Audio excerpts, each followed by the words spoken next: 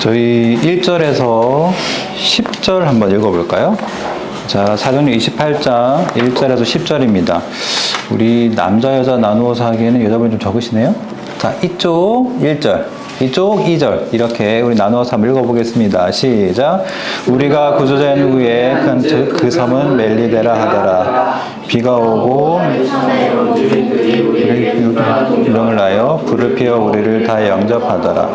바울이 나무 한 묶음을 거두어 불에 넣으니 뜨거움으로 말미암아 독사가 나와 그 손을 물고 있는지라. 원주민들이 이 짐승이 손에 매달려 있음을 보고 서로 말하되 진실로 이 사람은 살인한 자로다. 바다에서 구조를 받았으나 공의가 그를 살지 못하게 함이로다 하더니 바울이 그 짐승이 불에 떨어버림에 조금도 상함이 없더라. 그들은 그가 붙든지 혹은 갑자기 쓰러질 줄로 기다려도 결국 그에게 아무 이상이 없음을 보고 돌이켜 생각하여 말하되 그를 신이라 하더라. 이 섬에서 가장 높은 사람 부블레오라는 이가 그 존재에 토지가 있는지라. 그가 우리를 영접하여 사흘이나 친절히 머물게 하더니 부블레의 부친이 열병과 이질에 걸려 누워있거늘 바울이 들어가서 기도하고 그에게 안수하여 낫게 하면 이러므로 섬 가운데 강탄들이 하늘에서 고침을 받고 또한 예로 우리를 대접하고 떠날 때에 우리 있을 것을 배에 실었더라. 아멘. 이 사도행전 28장이 사도행전의 제일 끝이잖아요. 이 이후에 이제 방금 배에다가 쓸 것을 실었다고 했는데 이 배가 이제 로마를 향하게 되고 그렇게 해서 사도행전이 끝이 나게 됩니다. 사실 오늘 본문은 사도행전 27장부터인데요. 양이 많아서 우리 28장만 읽었습니다. 혹시 저번 주에 어떤 말씀을 나누었는지 혹시 기억나시나요? 기억나실까요? 바울이 아그리빠 왕에게 복음을 전하는 장면, 정확하게는 재판 장면에서 자기를 변호하면서 예수 그리스도의 복음을 전하는 장면으로 끝이 났어요. 자, 본래 바울은 생각을 이랬어요. 예루살렘에 와서 이방 교회에서 모았던 헌금을 예루살렘 교회에다 전달해주고 로마로 갈 생각이었어요. 그런데 10일 만에 예루살렘에 잡히죠. 그리고 나서 억울하게 옥살이를 2년을 하고 그리고 재판을 받고 또 로마로 가게 됩니다. 자, 근데 이 과정에서 바울이 뭘 알게 됐냐면 방금 말했던 이러한 재판 과정이 하나님이 자기에게 주신 사명, 특히 임금들에게 복음을 전하는 사명을 이루는 길이라는 걸 드디어 깨닫게 됐어요. 그래서 바울이 뭘 하냐면 바울이 죄가 없었거든요. 그래서 아마 사도행전 26장 끝에 보면 이런 말이 있어요. 만약 바울이 가이사에게 상소하지 않았다면 풀려났을 것이다. 근데 일부러 바울이 상소를 합니다. 왜냐? 이게 가이사 황제에게 복음을 전하는 길이구나를 알게 됐거든요. 그래서 가에게 상소하게 되고 오늘 본문은 그래서 바울이 로마로 이송되는 장면, 항해하는 장면이 그려집니다. 여기 그림 보이시죠? 이게 바로 이송하는 장면입니다. 우리 한번 살펴볼게요. 근데 제가 이번 주에 이 27장, 28절을 읽으면서 좀 궁금증이 생겼어요. 자, 상식적으로 생각했을 때 지금 하나님의 계획은 바울을 로마로 보내는 거예요. 그래서 나중에 로마 황제에게 복음을 전하는 것, 또 로마의 교회를 든든하게 하는 것이 하나님의 목적이라고 생각을 했는데 이상하게 가는 길에 풍랑을 만나요. 굳이 왜 만났을까? 라는 생각, 이번 주 내내 생각을 하게 됐어요. 아니, 이제 로마가 목적이라면 가면 되잖아요? 근데 굳이 풍랑을 만났어요. 근데 이거를 우리가 만약 이 풍랑도 하나님이 주관하신다고 우리가 믿는다면 하나님이 풍랑을 만나게 하신 거거든요. 왜 그랬을까가 궁금했습니다. 그래서 이번 주 이 말씀을 보면서 함께 이유를 찾아보도록 하겠습니다. 자, 그림 보시면 대략 어디에서 시작을 했냐면요. 밑에 보시면 가이사라 보이죠? 동그라미 친 거 보이세요? 여기에서 시돈으로 갔다가 그 다음에 이렇게 가서 무라 이르렀다가 리도 들렀다가 그리고 미항까지 오게 됩니다. 자, 잘 보이세요? 자, 이 미항이라는 도시, 이곳이 굉장히 작은 항구였는데요. 이때가 도착했을 때가 몇 월이냐? 우리 사도행전 27장을 가볼게요. 사도행전 27장 9절 같이 한번 읽어볼까요? 27장 9절을 우리 함께 읽겠습니다. 시작. 여러 날이 걸려 금식하는 절기가 지났으므로 방향이가 위태한지라. 바울이 그들을 권하여 보니까 금식하는 절기가 지났대요. 이때가 대략 10월 5일이랍니다. 그러니까 이 미항에 도착했을 때가 10월 이후라는 거예요. 근데 이게 왜 중요하냐면 방금 이 뒤에 보니까 항해가 위태한다는 말을 하잖아요. 이때 이 당시 지중해는 보통 9월 중순부터 11월 중순까지는 항해 위험 시기예요. 웬만하면 항해를 하지 않고요. 그 다음에 11월 중순부터 다음에 이제 2월 중순까지는 항해 금지 시기예요. 무조건 이제 일이 생기기 때문에 항해를 하지 않도록 돼 있어요. 그러면 지금 미항에 왔을 때가 어떤 때예요? 항해하기 굉장히 위험한 시기이죠. 맞죠? 이 바울이 뱃사람은 아니에요. 아시다시피. 근데 바울이 지중해에 수많은 선교 여행을 다니면서 배를 갖다가 거의 5,000km를 넘게 탔다고 하거든요. 그러니까 엄청나게 경험이 많은 거예요. 그리고 다른 성경을 보면 바울이 3번이나 파선을 당했대요. 그러니까 이 바다에 대해서 굉장히 경험이 많은 거예요. 그래서 뭐라고 하냐면, 자, 그게 10절에서 11절 나옵니다. 10절, 11절을 같이 읽겠습니다. 시작. 말하되 여러분이여 내가 보니 이번 항해가 화물과 배뿐만 아니라 우리 생명에도 타격과 많은 손해를 끼치리라 하되 백부장과 선장의 별의 말보다 더 믿더라. 자, 이 뒤를 읽어보면 바울은 뭐라고 주장을 했는 것 같냐면 방금 봤던 이 미항에서 겨울을 나자. 그러니까 내년 2월까지 움직이지 말고 겨울을 나자고 얘기했던 것 같고요. 그리고 방금 여기 나오는 선장과 선주는 다른 주장을 했어요. 뭐가 있냐면 이 그림 보세요. 여기 미항에서 이게 베잉스라는 거 보이죠?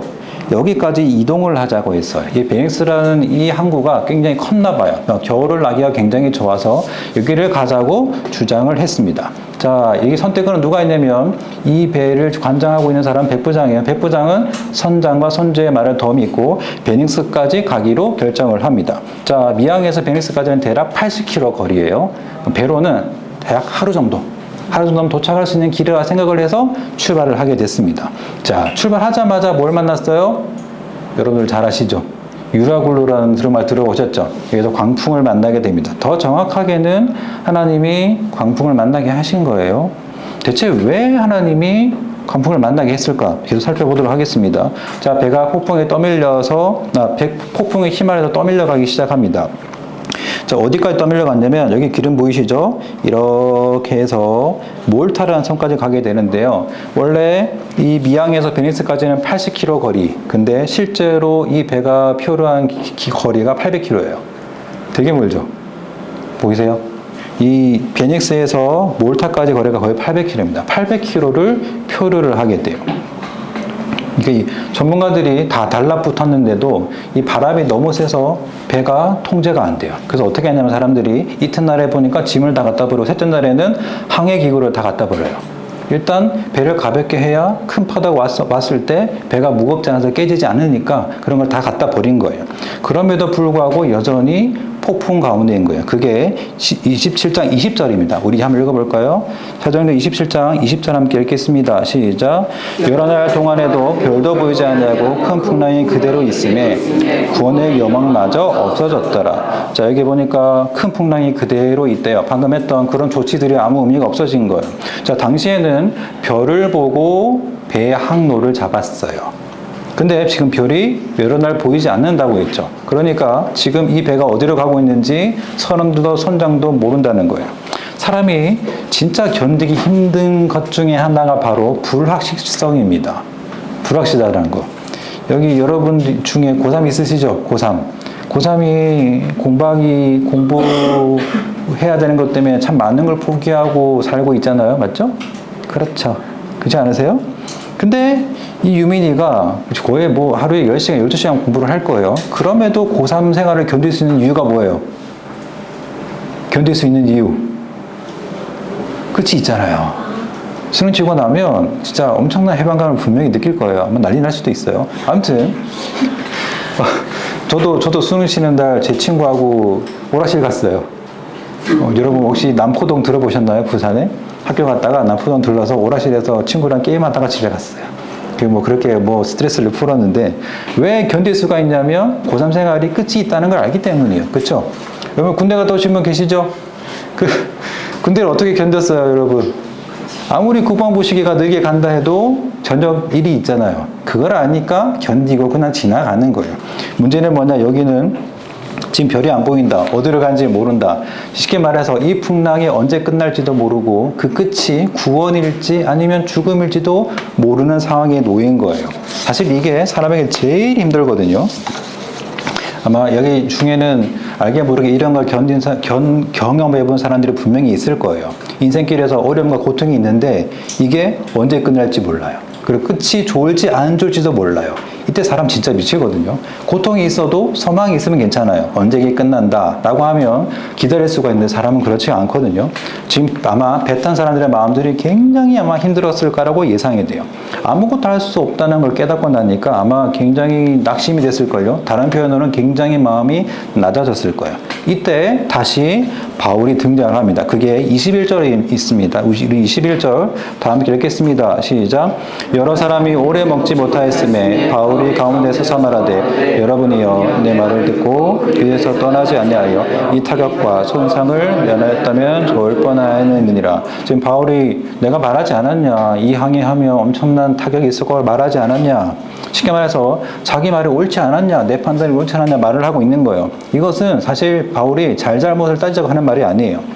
처음에 바울이 이런 말을 했을 때 사람들이 말을 들었어요, 안 들었어요? 씨알도 안 먹혔어요. 왜냐, 이 사람은 사실 아직 제명이 정해지지 않았지만 지금 잡혀서 가고 있는 사람이고 거기에는 수많은 경험이 있는 선장 선조가 있기 때문에 바울의 말을 듣는 게 오히려 이상한 거예요. 그런데 이제 바울의 말대로, 실제 바울의 말대로 풍랑을 만나게 되고 엄청나게 어려움을 겪은 거예요. 그러니까 이제 바울이 하고 싶은 말은, 그러니까 내 말에 맞으니까 이제 내 말을 좀 귀를 기울여 달라라고 지금 말을 하고 있는 겁니다. 자, 바울이 뭐라고 얘기했냐가 22절부터 26절에 나오는데 우리 천천히 한번 읽어볼까요? 예성아. 저 보고 있었어요. 그래, 예성아.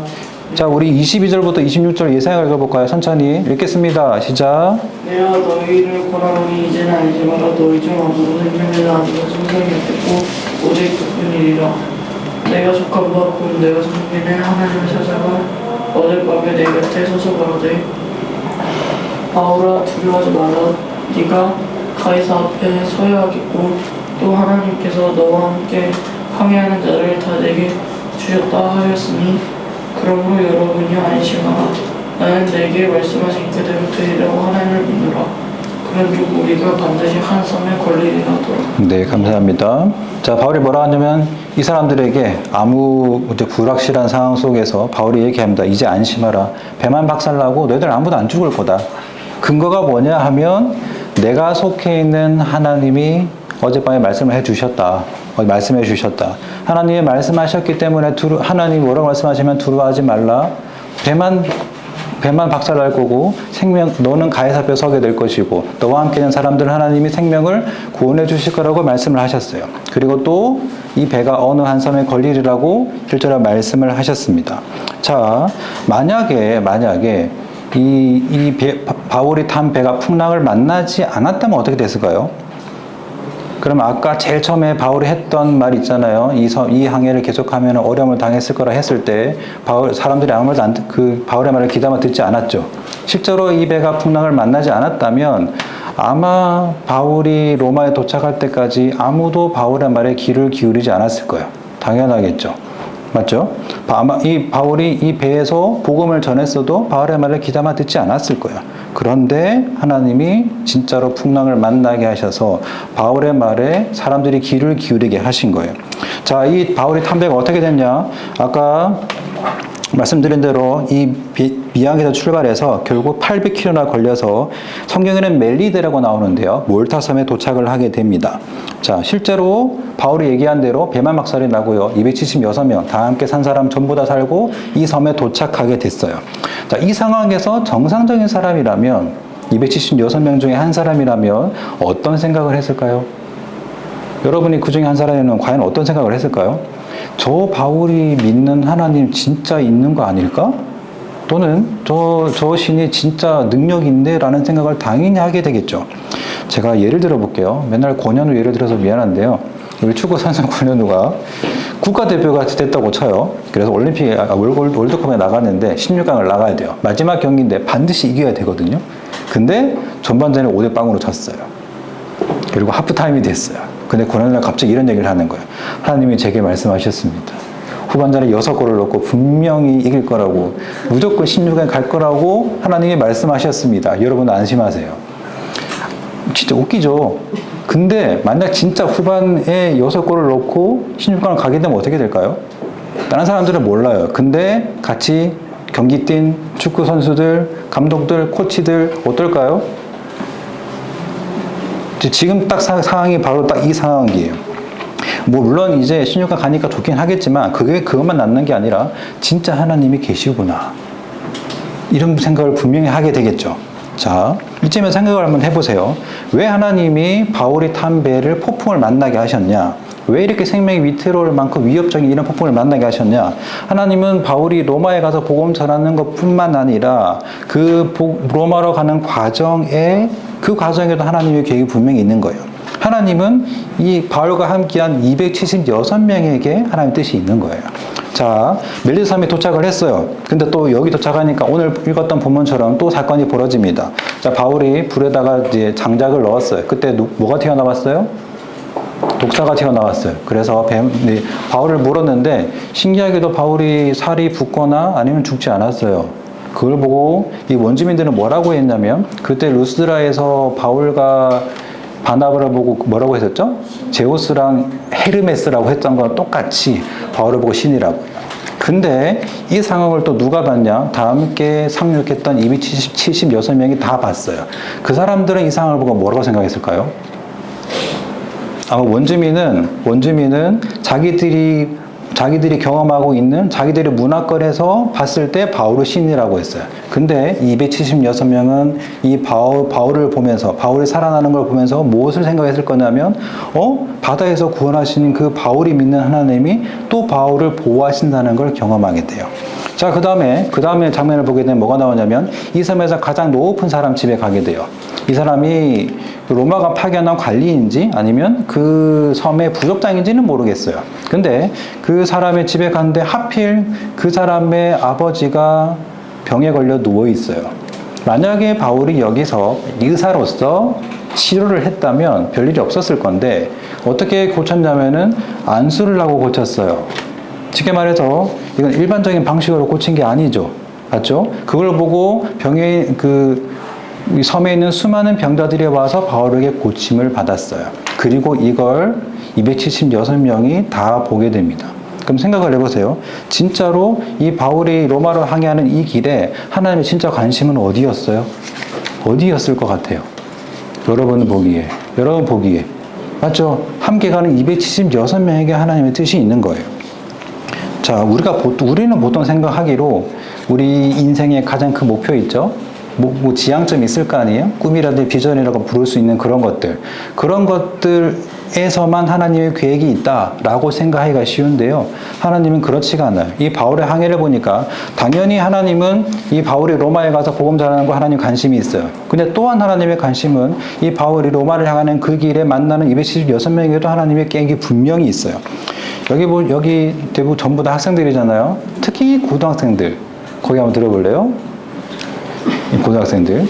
이렇게 생각하기 쉬워요. 이 고등학교를 대학을 가기 위한 그냥 지나가는 길 정도로 생각하기가 굉장히 쉬워요. 그렇지 않으세요? 그거 왜 혹시 다른 생각 해보신 적 있으세요? 중학생들 아무 생각 없을 거예요. 또 예를 들어 여러분이 대학을 갔어요. 그럼 대학은 좋은 직장을 가기 위해 취업 준비하는 거 정도로 생각하기가 굉장히 쉬워요.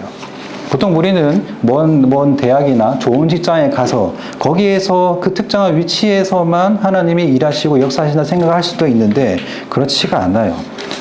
하나님은 여러분이 목표로 하고 있는 직업이나 꿈에서뿐만 아니라 지금 여러분이 살고 있는 삶에서도 분명히 일을 하고 계십니다. 그래서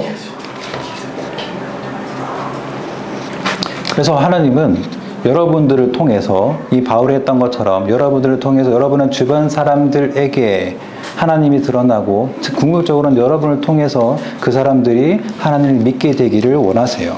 그래서 여러분들이 꼭 하셔야 될 건 여러분들의 주변 사람들을 놓고 기도하는 겁니다. 혹시 여러분 중에 내 친구나 또는 선생님 중이나 또 아는 사람 중에 이 사람 꼭 하나님 믿어야 되겠다, 내가 복음을 전하고 싶다는 그런 사람들 있으세요? 있으신 분들은 끄덕 예상하도 진짜 끄덕 했어? 그래서 오늘 공과 시간에는 선생님들과 함께 한번 이름을 한번 적어보세요. 어떤 일이 벌어질지 모르겠지만 분명 여러분 주변에 만난 사람들 하나님이 그냥 부르신 거 아닐 거거든요.